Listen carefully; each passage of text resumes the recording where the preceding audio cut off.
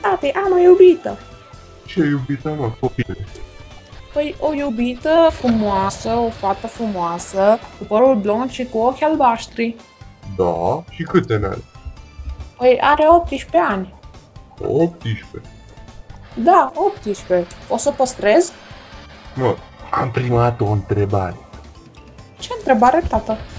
Maică ta mai e acasă? Nu, mama încă n-a ajuns acasă. Bine, atunci aduc iubita aici ca să văd dacă o păstrez. Tu să o păstrezi, tată. Nu, copile. Am zis că tu o păstrezi. Ba nu, tată, ai spus că tu o păstrezi. Bine, facem cum vrei tu, eu o păstrez. Dar eu am găsit-o primul, tată. Bine, facem curând atunci. Dar cât stau eu cu ea și cât stai? Păi mă, copile, tu câți ani ai? Păi eu am 5. Păi, 32, cât am eu. Împărțit la 5, cât ai tu, dă... Cât dă, tată, cât dă? Păi nu știu, speram că știi tu. Oh, păi eu nu știu.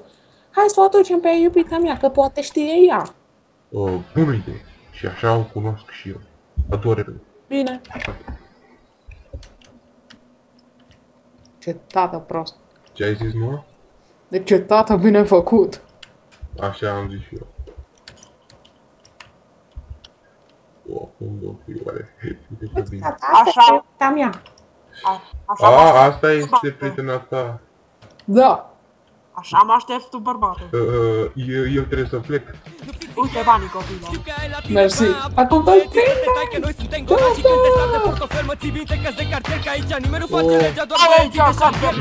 nu am făcut nimica. Pe tine când speri fac scandal. În goana după material, șoarecii ăstea se sperie când îi fac de cașcaval. Că sunt nebun, foc ești în foc, să pun pe ți-se piză pe cur în timp ce te lovezi la coasta ai mei călăi. Se pișe pe papucii tăi, nu te trage pe cur pentru că ți-ai că știi că noi suntem rai pe târfele. Cum trag la mine ca la stup, fac bani pentru ele până mă bagă ăștia la stup. Trecem cu fetiță, o lasă de pe covor, te omor la San Andreas, s-a spirit de jucător. Așa că ține-te bine de mine, că am și droguri și bani și rime. Și dacă mă lași vreodată am altele, mă piși pe tine. În muzică bengos, dau cu tine pe jos. Dacă nu crezi că am în mine sânge de băiețaș nervos, așa că mișcă-te părin. Haide, dă din film că întotdeauna nu mă fer și lăcăși se dau la fusun de cartier. Haide, vino să te prind că eu direct din șifonier am ieșit să mă schimb. Sunt născut în ochi fat, banii la băiat. E și băieții mei le avem cu numărat.